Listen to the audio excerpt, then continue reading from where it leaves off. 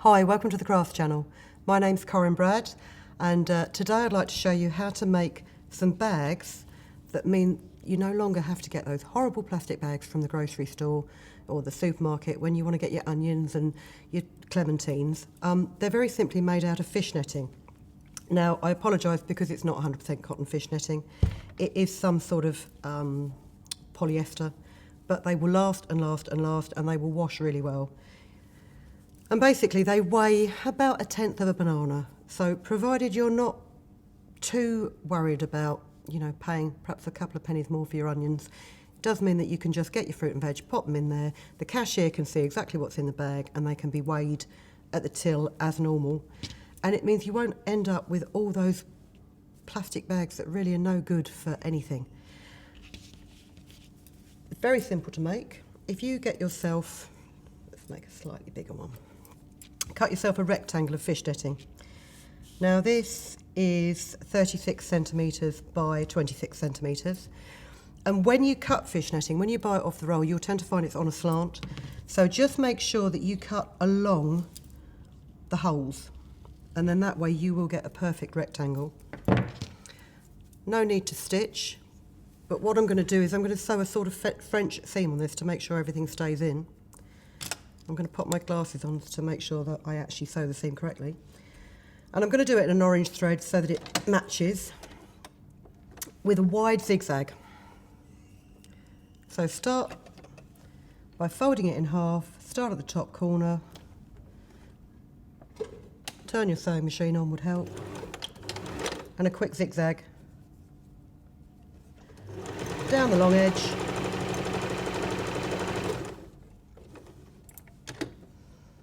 Just checking every now and again, because sometimes this is a bit like velvet. It seems to have almost a nap on it, and if you don't pin it, it will start to shift.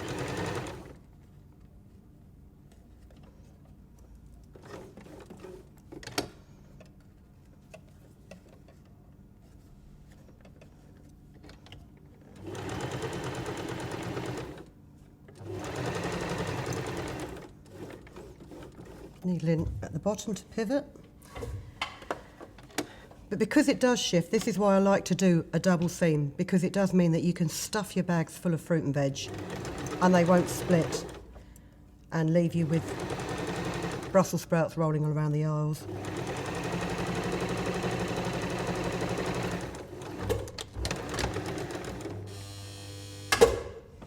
That's always good when you get your foot pedal caught underneath the tripod of the lights and you wonder why your machine won't stop sewing.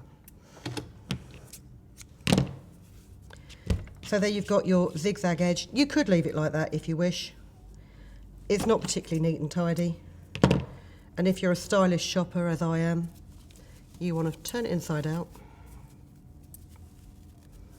push out your corners, and turn your machine back to a straight stitch before then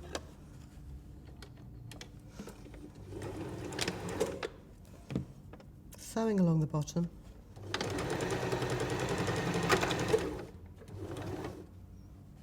Something got caught there, I don't know what.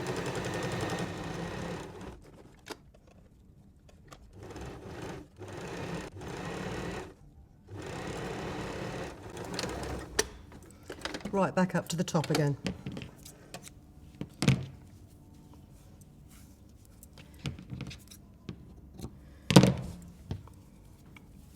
And then turn it back through again, so you have a nice smooth line. And then to create the drawstring at the top is even simpler. Grab yourself a length of cotton yarn, any colour you like, and a darning needle.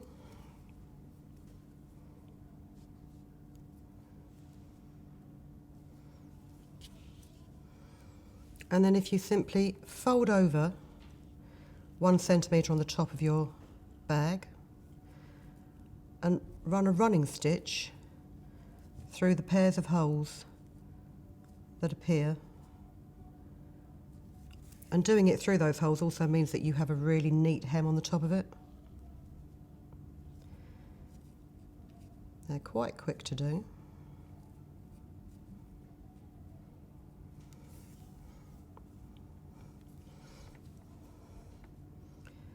Now I actually did buy some fish netting to do this project because I tend to keep all my shopping bags in the dreaded cupboard under the sink, and I wanted something that was recognisable as a grocery bag. You know, you can spot it at the back of a dark, dingy cupboard at 100 paces. You can make bags like this really from anything that you have, old net curtains. You know, if you found that you've got some of those old tumble dryer bags for putting underwear in and things like that, but they're just too big for a grocery bag, you could always cut them down, use the fabric to make your own fruit and veg bags.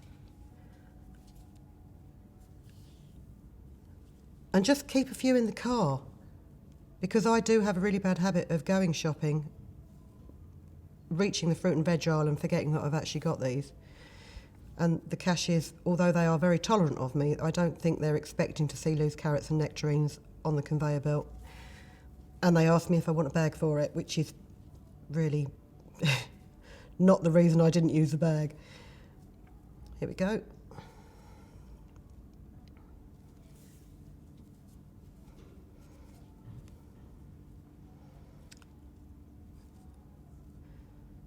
Just the last few holes to do.